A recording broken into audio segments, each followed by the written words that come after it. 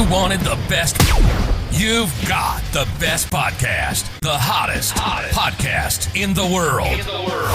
The Chris Voss Show, the preeminent podcast with guests so smart you may experience serious brain bleed. The CEOs, authors, thought leaders, visionaries, and motivators. Get ready. Strap yourself in. Keep your hands, arms, and legs inside the vehicle at all times, because you're about to go on a monster education roller coaster with your brain. Now, here's your host, Chris Voss. Hi, folks. It's Voss here from the ChrisVossShow.com. Boy, she does that so much better than me. Welcome to the Big Show, my family and friends. We certainly appreciate you guys being here. As always, welcome to the Big Show. We bring in the CEOs, the billionaires, the White House presidential advisors, the Pulitzer Prize winners, all the smartest people on the planet. Bring their stories. They cultivate them over their lifetime, or sometimes multiple lifetimes, if you believe in that. If you're in Hollywood or something, I don't know. But they bring their stories. And as we always say on the Chris Voss Show, stories are the owner's manual to life. That's how we learn. You watch movies, TV, all that. Even the Kardashians are stories, unfortunately. And I don't know why. Why am I being... Why, Chris? Why? Who hurt you? Which Kardashian hurt you? All of them, actually, if you watch the show. I lost like 5 IQ points over there. Chris Conway joins us on the show today. He's our featured guest, and he's going to be telling his stories about life lessons and stuff you need to know. Darn it, or else. I don't know. I just start saying that on the show all the time. It's funny. Chris Conway is an expert entrepreneur and operator in the life settlement practice. He has been offering research-driven life expectancy assessments for a range of industries so we can all figure out how long we're going to live. He'll tell us actually the day we're going to die. No, I'm just kidding. He's not going to do that. Maybe he will. I don't know. We'll find out. You got to listen to the show, damn it. He also gives this for senior living, the senior living sector, offering the research-driven life expectancy. So, you can plan when you're going to, get your inheritance, I guess, basically. We'll find out. His peers know him as a critical thinking, straight-talking entrepreneur advocate focused on working with investors and asset managers to develop the next generation platform for life contingent businesses to prepare for the coming wave of older age consumers. Welcome to the show, Chris. How are you? I'm well, Chris. Thank you very much. I love the intro and appreciate the opportunity to talk to you today. Appreciate having you as well. Give us your .com, so where you want people to find you on the interwebs. ISC Services is at www.iscservices.com. There you go. And give us a 30,000 overview of what you do and how you do it over there. Well, we operate what we call a micro longevity assessment business. In simple terms, we estimate life expectancy for the insurance and life settlement industry predominantly, but there are other markets we can talk about on an individualized basis. So as opposed to a population number where everybody gets lumped in together, we look at each individual one at a time and assess life expectancy and actually issue a report, which is a snapshot of the condition of that person in the moment.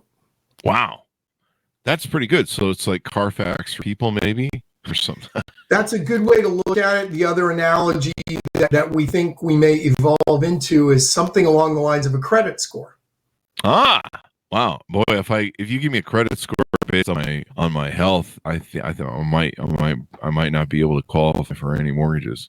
That might be true. That might be true for a lot of people. I need a little bit more weight. That's the example. But you can positively or negatively affect both of those, right? That's true. You can improve your credit score and you can improve your life expectancy. See on the insurance forums and health forums that are like, do you smoke?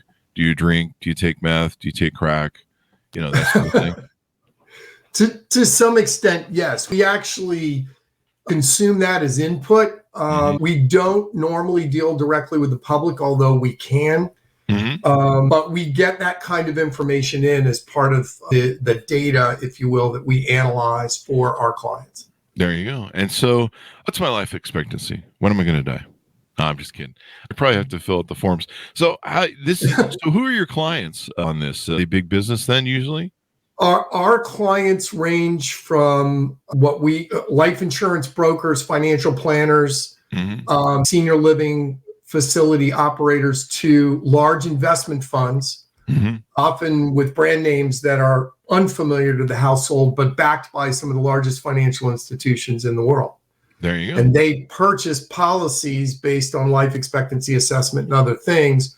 And we sell those property estimates, if you will, into those marketplaces. Do you guys, because I don't know if there's a way, or I've already seen questions around this, but do you guys take in genetics at all? Like, do you ask questions like, how long do your family members live? What were their sort of health histories? We do. The family history is a relevant factor for underwriting. Interestingly enough, in the insurance market, there are actually states that prohibit now the use of that information. Really? But from our perspective, and we're a very small subset of the life insurance industry, but those are relevant factors. There's a lot of things you can do to improve your life expectancy or harm it, but there are some things that you can't yet do anything about, like who mom and dad were and how they behaved and so on. Yeah. I'm hoping I have my mom's genetics. She's had a really clean run through life, and she's old, and that's mean to say, but it's a fact. It's a fact of life. I think she gives me a bad time about it on her birthday, but she's had a straight run. She's 81 years old. She's never had any major, stroke, heart attack, nothing. Clean run so far. The only thing she's had is, some knees replaced, and she's, she's lived her life. And so I'm hoping I have a run like hers. I have a lot of these friends that are having heart attacks at 55, and some of them are kicking over, and I'm just like, oh, geez, wow, that's my age. It can be frightening to reach the point, and I've certainly reached that point where you think, hey, that could be me, because the calendar lines up such that you're the same age, been hanging around together doing the same things. But your genetics can help you a lot. Yeah. In fact, I think, isn't that largely what it is? You see people live to 100, and it seems either that, or I don't know if it's my perception, but it seems like a lot of Jewish people live a long, long life. Like they usually make it to 100 and stuff. I don't know if that's I don't know if there's a lot of data for a lot of reasons, political reasons and otherwise, where ethnic background, there are factors. For example, sickle cell disease, certain conditions are relegated predominantly to certain ethnic groups. But there are more people living longer, particularly amongst those that are elderly, wealthy, well-advised, have access to the best health care, and have a genetic predisposition. I have a grandmother that made it to 101, broke her hip at 97 and survived, which is rare. Yeah, that's really hard to do. Sadly, my mother did not make it that far because something came in from the outside, a cancer that was not genetically oriented. But it doesn't hurt to have longevity in your family history. And we do take that into consideration because it is a factor, but it's only about, researchers tell us it's 35% of the force behind your life expectancy. It's not as predominant as one would think. And that gives you the opportunity to change it. Yeah. Just get healthy. And, I all these smoking and drinking and, meth and party and heroin and lions and tigers and bears and whores, and we're just going right down the list. I don't know, all those things are bad for you. Oh my, yeah, that's what you got the joke I was trying to set up, and somehow there you go. Everything. Oh my, lions and tigers and bears. But I've had a pretty good run. I haven't had to use my health insurance ever.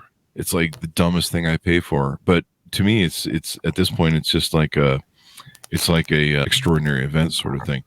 But I just never have had to use it in 55 years. Look, you don't want to use your insurance, right? I mean, the funny thing about life insurance in our business, and I've been around that business most of my career, is that life insurance is the only form of insurance that if you have it when the claim event occurs, it will pay. Most people, they spend their whole lives trying to drive safely and not have accidents and so on. And they spend a lot of money for the protection that they hope never to need.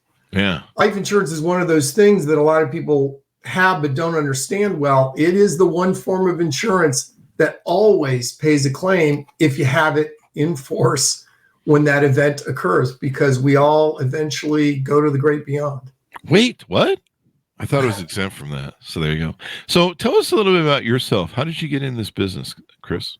I mean, the true story is that I was working for a small consulting firm in Lexington, Kentucky. It's a beautiful town. And we went to the Cincinnati area to do a seminar on advanced planning, a financial planning technique. And one of the fellows in the audience at the end of the presentation asked me if I wanted to have a beer. And we went for a beer, and we sat down, had a nice chat, and he said, "Have you ever heard of a viatical settlement?" This is 1990. And I said, "I have not." And the viatical settlement market grew out of the AIDS epidemic, where people with AIDS, which was at that time a terminal condition, almost guaranteed. Yeah. And they were selling their life insurance to get money to pay for care because there was no social infrastructure. Healthcare didn't cover it. It was an epidemic that, the National Institutes of Health and so on were working on, but nobody could fix it. And I became fascinated with turning the life insurance product on its head and using it in a different way. There was a lot of social benefit involved and all that, but I just never heard of it. And I couldn't stop thinking about it. I often describe it as kind of a virus where, you get an idea in your head and you can't let it go, and it's a real thing. And I've been in the business for 32 years ever since then, because I think it has a lot of potential. It's interesting. There are problems to solve, but it was just a casual conversation over a cold Budweiser that got me started. Now, did you start this company? Did you launch it? We actually bought the brand from a friend of mine who, sadly, he was an actuary and an underwriter. He loved life and he lived large, and he passed of a heart attack. Oh, wow. His business partner is a super guy, still around. I contacted him and I said, "I have no idea what I'm going to do with this thing, but would you sell it to me?" I knew this fella's family. We were friends. And we bought it without knowing what we would do with it. Again, it was a component of the business we were in. And I was fascinated by the potential that it had to serve an older age market that was much larger than the life settlement business. And he was retired and interested in racing sports cars on the weekends and that kind of thing. He sold it to us. Turned out there were some liabilities there. And then about 5 years in, my business partner and I said, what are we doing sitting on this thing? Let's fire up the engines again. So we had an operating history and then a pause. And then we re-entered the market, which is, life settlements is small. And we had orders on day one and have been going at it ever since, trying to grow the business and promote the industry and see if we can develop the technology and the science and the art of underwriting as best we can in that marketplace. There you go. Well, I'm hoping with my mom's genetics and then my genetics so far. I've been overweight. I drank kind of hard for about 15 years, but I quit all that. I never smoked. I'm hoping that I have my mom's genetics and the fact that I've had a clean run so far, but I don't know. You never know. I could be hit by a bus tomorrow. I could get cancer tomorrow, I suppose. That's always an option, but I'm hoping I got some sort of good genetics going on, because I don't like doctors. They don't like me. And I do. Full disclosure, I did have to start getting testosterone treatment. My free testosterone is a little low.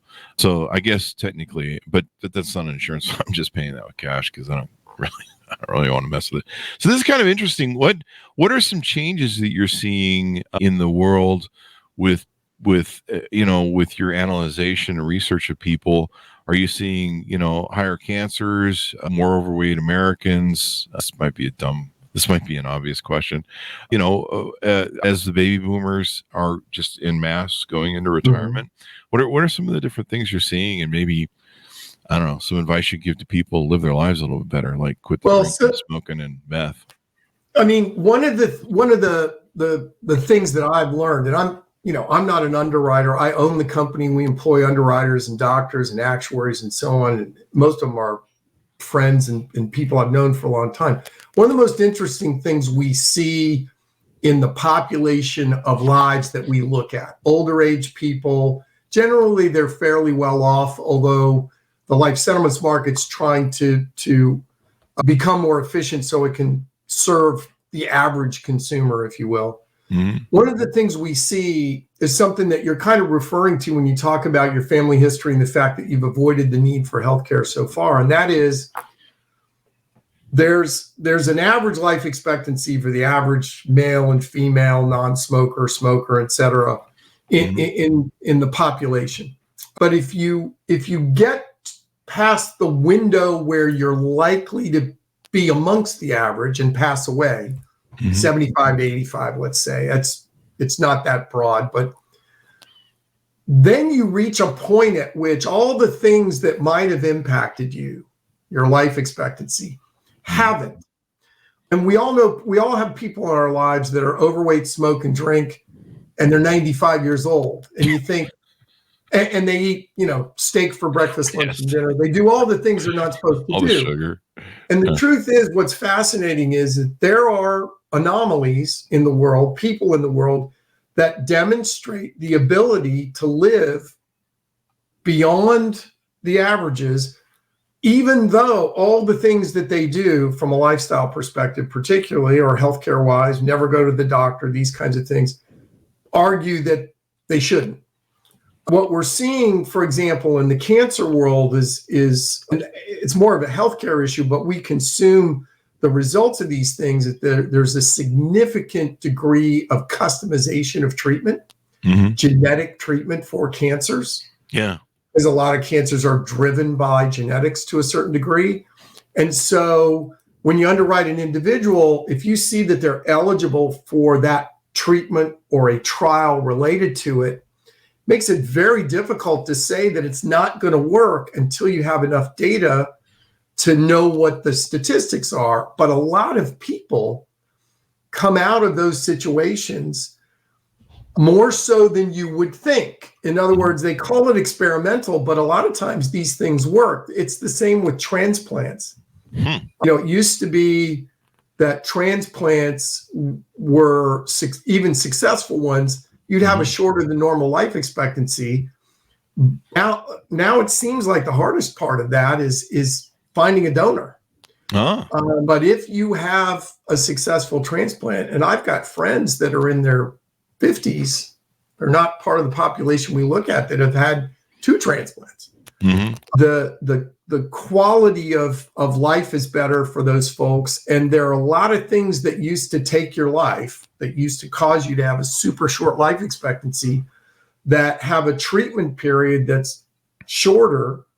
But if you get past that treatment period, and we assess this risk, like we'll say, if this person gets a transplant, all bets are off and they're as healthy as most of the other people in their group. So those are some of the things we're seeing just in the development of medical technology. You got to keep in mind, the United States is not top end in terms of life expectancy as a population. In fact, I think it went down over COVID or something, didn't it? We're, 50th in the world in terms of, we spend a lot of money on healthcare, but the outcomes aren't necessarily better. The other side of that coin, Chris, quite frankly, is that there's a movement, right, to have everybody live to 100 or longer. There's nothing wrong with that, but there are people in our business that theorize that we wear out. Yeah, like machinery, we rust. I've got a few spots on my hand that my mother used to call liver spots. I don't think they have anything to do with that, but we rust, and we wear out a little bit. It doesn't mean we can't live that long. But there's a big emphasis on quality of life at older age as opposed to quantity, right? Nobody wants to be 80 and miserable. But they're fine to be 80 or 90 and comfortable. And we are seeing, healthcare technology drive that, so that we're seeing more and more much older people, 90-year-olds and so on, than we used to see over the last, 25, 30 years. People are living longer because they're being propped up. The question is the quality of their life improving and so on? We're not sure about that yet, because that varies from person to person. That's true. I suppose how much pain you might be having, how you feel. You know, you may still be alive, but you could really not be having fun. My sister's in a care center with MS and dementia now. And so, yeah, her quality of life isn't good, even though she's older. Sadly, she's not older than me. She's younger than me, which is just a shitty thing about MS. So do you guys use a benchmark of someone who's really clean, like a baby who's never taken, drugs, smoked, or drink, and then you take the other end of it, a person who will live forever, Keith Richards of the Rolling Stones, and that's your bell curve? Is that? No, I'm just kidding. Well, I mean, from a population standpoint, yes, but the way that the underwriting business works is that you start out as what they call standard. So you are average amongst 1,000 people of your age, gender, smoking status, etc. Standard is 100% in the life insurance world. And then you can have preferred, where you're 85%, you're much healthier than the average person in your group. And you can have ratings to the other side, 150, 200, 250, 300. And what that translates to is if you have a 300% mortality rating, you are 3 times more likely than the average person in your group to die sooner. And the higher your rating, the greater your risk of premature death. But you can change that, right? If you have 300% and you're drinking a bottle of Woodford Reserve every night, smoking a carton of Marlboros. You say that like it's a bad thing. I'm not. I had to do that joke. There's a bottle of bourbon not far from my reach. Remember, I lived in Kentucky. So, but the point is that you can change that. If you stop smoking for a year, your body, generally speaking, most people would be considered a non-smoker from that point on, because it's amazing what the human body can recover from. Yeah. So you can do a lot of damage in your younger years. Yes, will it catch up to you at the end? Certainly that's likely. It happens a lot. Yeah. But you can do a lot of good by modifying your behavior, the way in which you consume healthcare, and your genetics will have something to say about that. A lot of people take statins for cholesterol, for example, but a lot of cholesterol is related to your family history. My entire family has high cholesterol. So I have high cholesterol. It's likely that my son will have high cholesterol. If you know that, you can be proactive about doing things about it.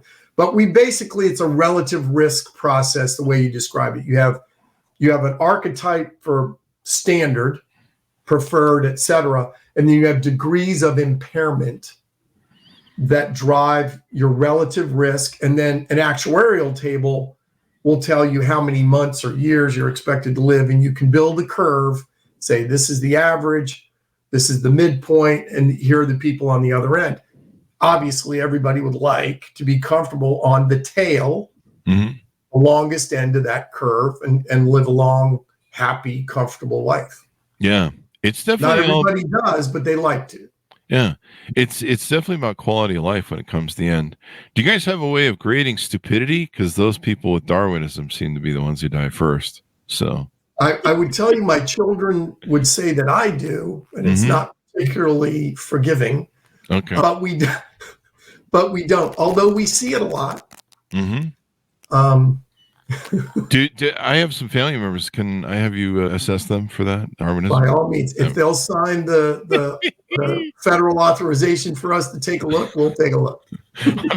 Honestly, I'm surprised I'm still alive from Darwinism.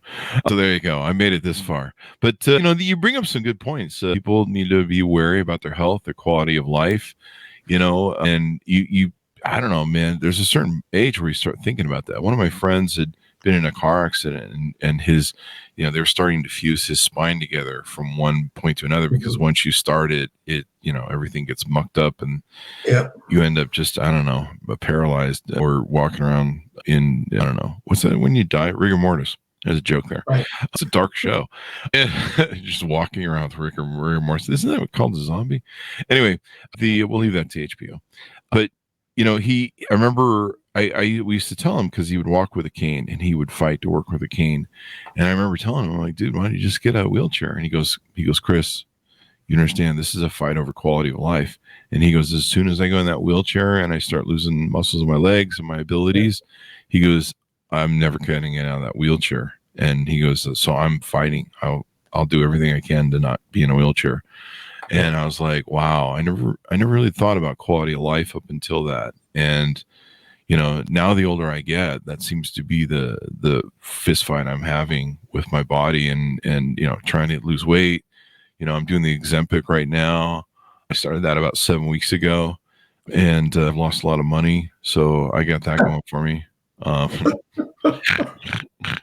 You need a little stress. They're still dying in, but I have lost a little bit of weight. But you know, and so the kind of the Ozempic thing is kind of interesting. It's turning into this kind of, I don't know what you call it, a monolith or something. Like planes are flying lighter, people are losing weight, Hollywood stars like Oprah actually look good finally again. I was picked on Oprah yesterday. So you know, what do you see? Maybe this new craze with the Ozempic, Blue Tide. It seems like it's having a lot. It is you know, I mentioned statins earlier. I have a colleague and friend from the industry who's now kind of semi-retired.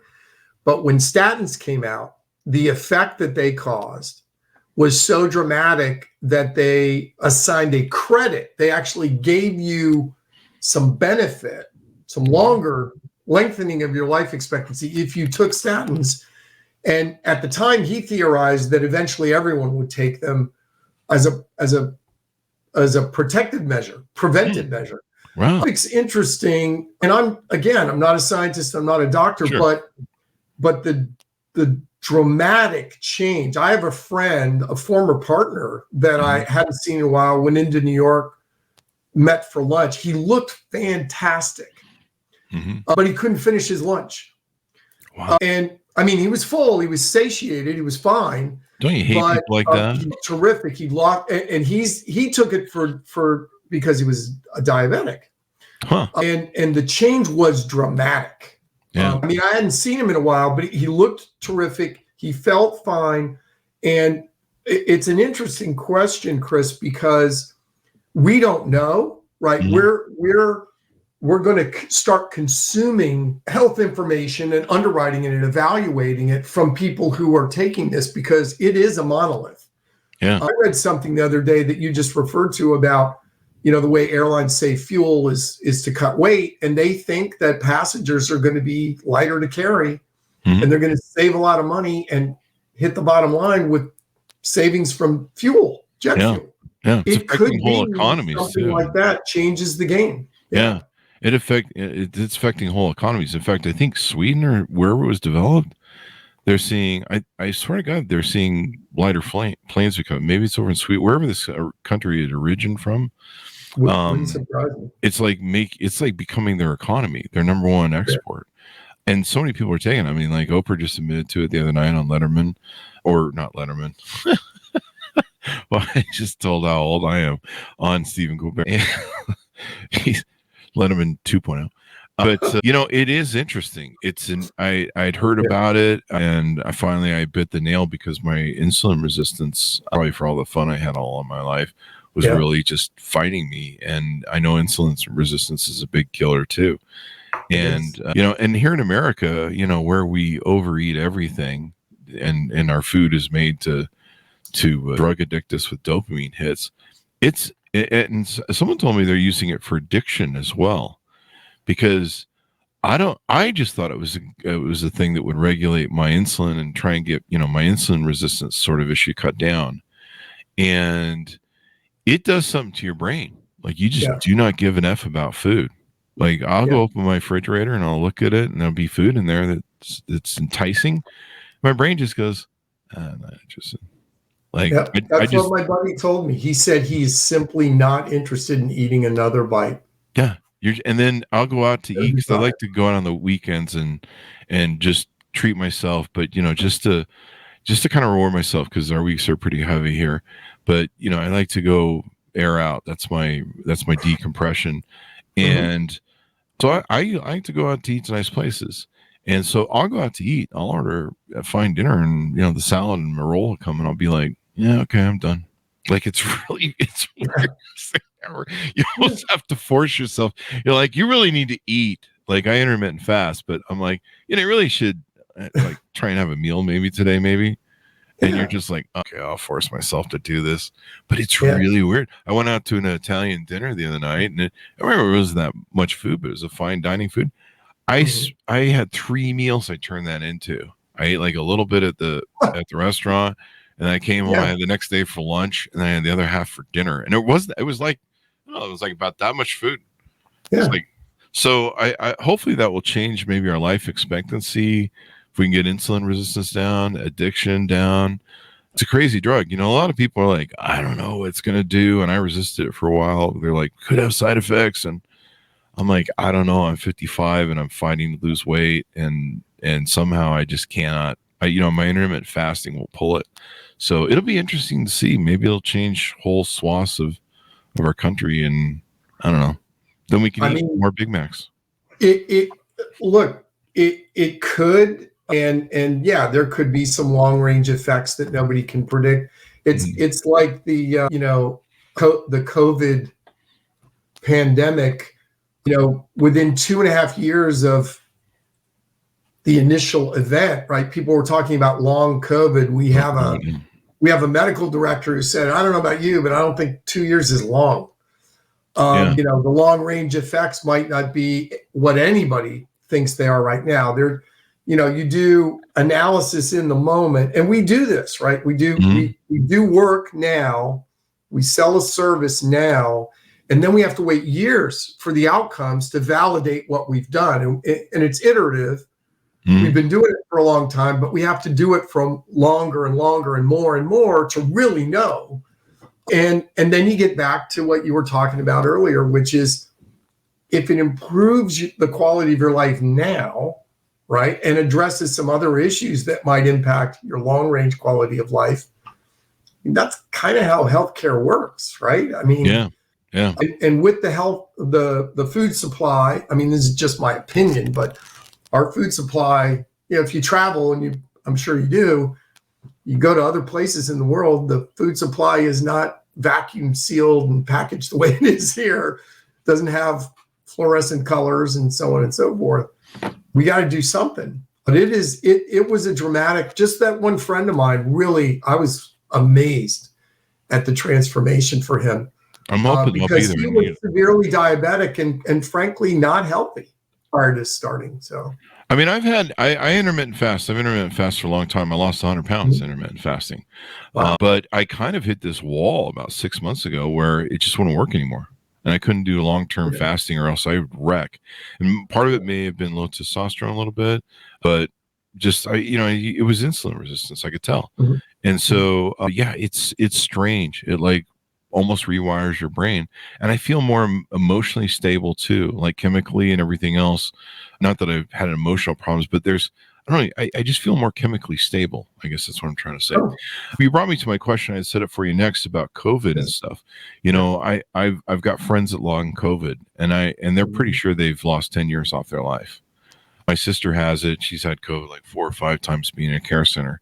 Mm-hmm. And the way it's done damage to her, I think permanently, especially with her dementia. But so what are you guys seeing with long COVID and people that have it? Are there any indicators yet? Or are you guys still studying the data? I mean, this is the interesting thing. So a lot of people think that COVID would have caused more deaths in the life settlement market because it was causing more deaths everywhere. Mm-hmm. It actually didn't in the main. And one of the reasons for that, we believe, is that the population or the group of people that have availed themselves of life settlements so far is, again, elderly, wealthy, well-advised, with excellent access to the best health care available. Long COVID could have, obviously, there are long-range effects for the people affected by that set of symptoms and conditions. We don't know how long those things are going to last or what impact they're going to have on life expectancy overall.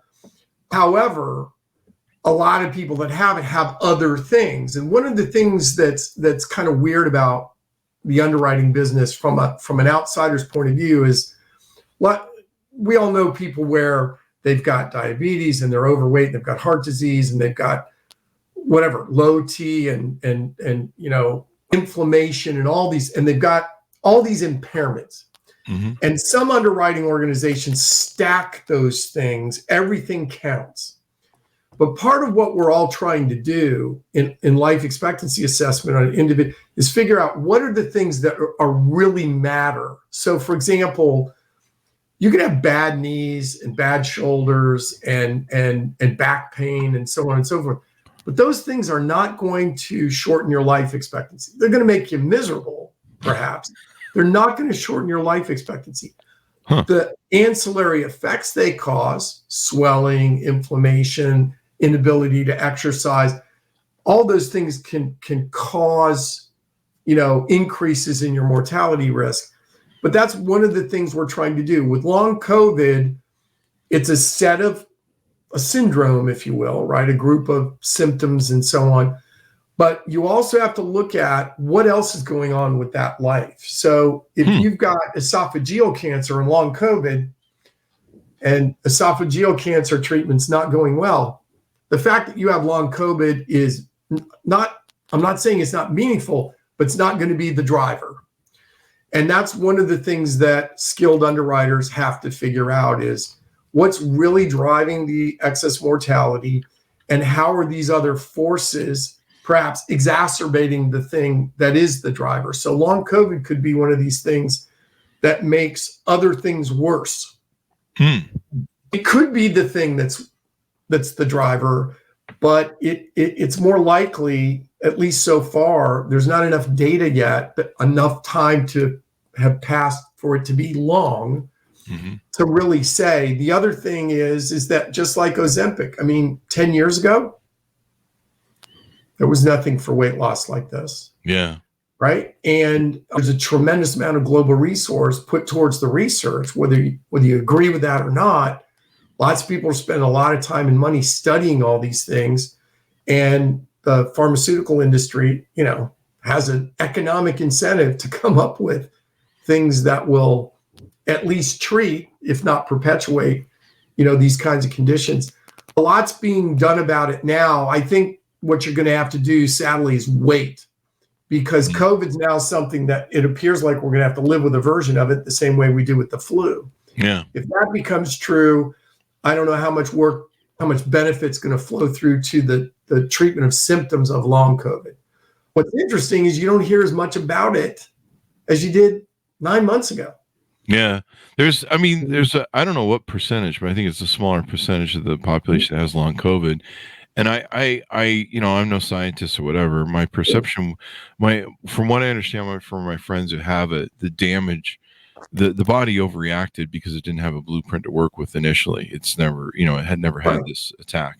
And so we didn't have any sort of genetic preparation or DNA whatever the hell it's called, the mRNA sort of whatever, the blueprint. And so the body overinflamed many of its organs to fight it off, and as it does, but it really, does a lot of to the damage. point that it did damage. And so it's done damage to their body organs. A lot of times they'll be my friends and their lungs are shot. There's some people their lungs are so bad that they're on oxygen. And I think in that case, you're definitely looking at, something that's permanent. And I think now if you've had your mRNAs and you've got that blueprint in your body that it can fight it, and, the body knows how to respond, it seems like people have had fewer COVID, but I think there's still people getting long COVID from it. So it's just one of those things where it's crazy. We may not, maybe a long time, like you say, before we find out what's the full effect of it. But yeah, it's kind of interesting, betting on the quality and length of people's lives. So what's the lifespan of Keith Richards? And do we all need to start planning better on what kind of world we leave behind for him? He's what one of my colleague competitors in the industry calls a super ager. A super ager. Right. There are people out there who, I actually mentioned him to my kids the other day, who are obviously older. They had no idea about whom I was speaking, but you know what I'm talking about. Yeah. There are people out there that literally make you scratch your head. Yeah. And, like you said, I could step off the curb and the bus is going to hit me. He could step off the curb and the bus will go around him. Probably, yeah.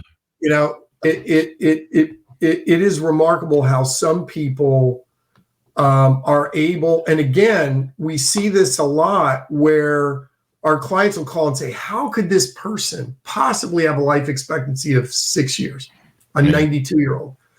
Because there were all these little things wrong with them. And if you stack all those and you go, look, the longer you live, the longer you will live, because you're demonstrating the ability to endure these things. And it's not normal, it's not average, but it happens. Yeah. It happens a lot. And you know, it's aging is becoming, you know, a theme, and there's a lot of infrastructure being built around it.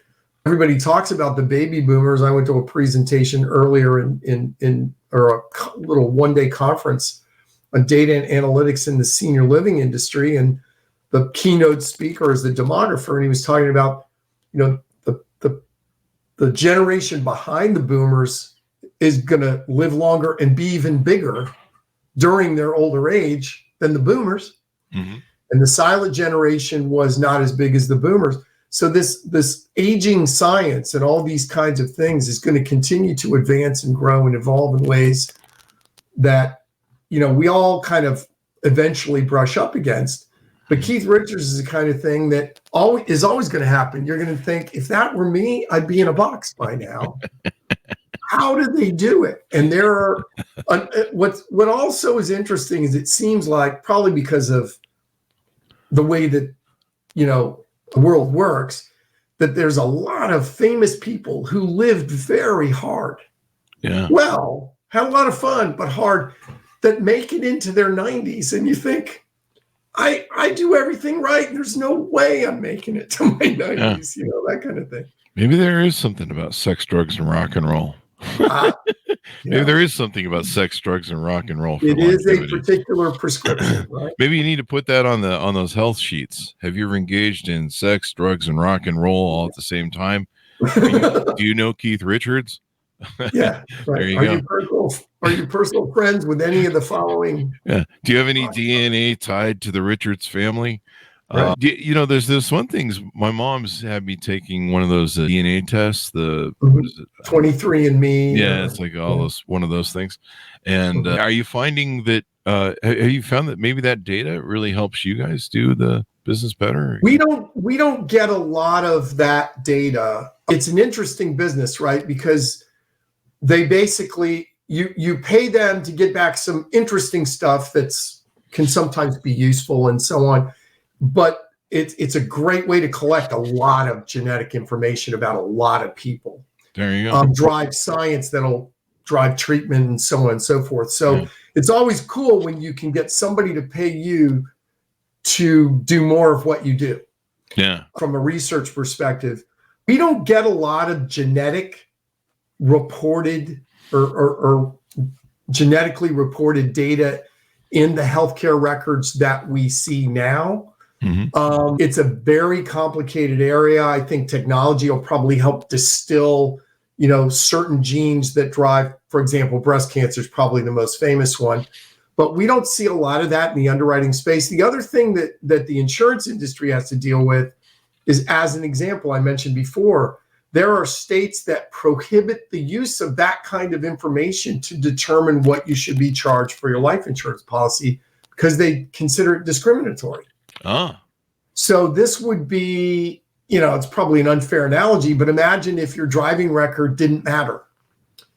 And that would mean my premium for driving, if I'm a safe driver, would go up to cover your premium for driving when you're not, because they wouldn't be allowed to ask you if you were not. So there's some politics that gets into that as well. The other thing that's going on in genetics is they're starting to study how disease and behaviors can change certain chemical reactions in the genes. So there's a group, for example, that's developed a way to know that if somebody ever smoked, whether they're lying or not, without a urine test and so on and so forth, it's genetically based. The problem is there's not much of a market for that right now, but other things might matter. You know, have you ever You mentioned crystal meth a number of times. Have you ever done business with Walter White, kind of thing? How much meth have you cooked in your life? Exactly. How many Winnebagos do you have? So I think that eventually the healthcare data system that underpins the United States, which is extremely diverse, there's thousands of companies that aggregate this data, but eventually genetic data could be useful to us. Right now, it's rare to get it, mostly because a lot of people that we deal with on a regular basis, 70, 80, 90 years old, have not gone through that exercise. Right. Somebody buys it for them as a gift, they'll do it, but it's not something that the typical 80-year-old says, I'm going to get a genetic test, because they figure whatever they're dealing with now is probably in there, but knowing that it's in there doesn't matter to them the same way if you're 50 or 60 and you want to know what's coming. There you go. It's a fun way to find out if you're adopted, and then way you can go like, thank God I'm not related to those relatives that I have. Makes for an interesting Thanksgiving. Right? Yeah. I was just reading, posting on Facebook, some guy had 2 white parents, and he's white. I thought he was white. And he did one of those DNA tests, and turns out his mom had a tryst with somebody, and he's mixed race. So on vacation. They were on vacation. Oh my goodness. Yeah, there you go. So it's a great way to find out. You're like, oh, what was mom up to? How come I look? That explains why I look like the mailman. There jokes there. So this has been really insightful. Tell people how they can onboard with you, what sort of clients you're looking for, how they can reach out to you if they have questions. Right now, we do business with senior living industry participants, mostly operators of continuing care, retirement communities, things of that nature. We also do work with the financial planning industry, wealth advisors, people like that, who are trying to map out how a retirement is going to be funded and for how long, and when those risks are likely to change. And then, of course, we play a major role in the life settlements industry, which is the sale of unwanted life insurance by people who have limited and ascertainable life expectancies. Okay. And that's where we evolved. And as we branch out, what we're looking for, Chris, is longevity risk. The risk of living too long has costs and implications for healthcare and economics and so on. We're just a means of measuring that on an individual basis. I'm sorry. So you've lived too long. We need to push off a cliff because you're costing us a shitload of insurance. Well, here's the interesting thing, right? You don't want to outlive your money, right? But you don't want to not live and enjoy the end of your life wherever that's going to be. And if you think about it, right, a lot of people go online, they find a calculator, and they put in the answers, and they get an answer out. It almost always overestimates, right? Mm-hmm. Because nobody wants to be, I'd call it realistic, but most people would say, well, I don't want to know. What's interesting is most older people are much more comfortable with the remainder of their life expectancy than the people around them, the kids, the grandkids. So what we typically do is we're working with organizations, institutions, advisors, and so on that are working with older age Americans and advising them with respect to these issues. They may not use the same terminology, but it's in there. You go to a financial planner and he says, by the time you're this age, you're going to have this much. And if you spend this much for this many years, and then, we think you're going to live this long, there'll be this much left for the kids. Some people say, I don't want the kids to get anything. Okay, well, then you can spend a little bit more and you can spend a little bit more. And part of what we do is provide that kind of almost like a credit score, right? That projection, and then we can update that as things change. It's iterative. There you go. Well, this is going to be pretty cool to think about, and hopefully we've given some people maybe some thoughts of maybe I should give up the booze, the meth, and the crack, and the cocaine, and the wild women, and all that sort of stuff, or what we call around here at the show at Fridays. Don't do drugs. Here we are. That's a joke, people. Don't do drugs. The lawyers make me say that. The judge too. I get one of the ankle bracelets off the stack of them next week. I love that joke. Awesome. So thanks for coming on the show. We really appreciate it. Very insightful, Chris, and you've scared the hell out of me to living better and getting off of everything that I'm not on. So there you go. Well, I hope you enjoy your holiday. I really appreciate you having us on, and I hope you have a safe and enjoyable holiday and works for you. And what you do on Fridays is your business. There you go. That's what I told the judge. So anyway, guys, we certainly appreciate you guys tuning in. Go to goodreads.com/Chris Voss, LinkedIn.com/Chris Voss. Subscribe to the big LinkedIn newsletter, the 130,000 LinkedIn group, and all those crazy things we do on the internet. Thanks for tuning in. Be good to each other. Stay safe, and we'll see you guys next time.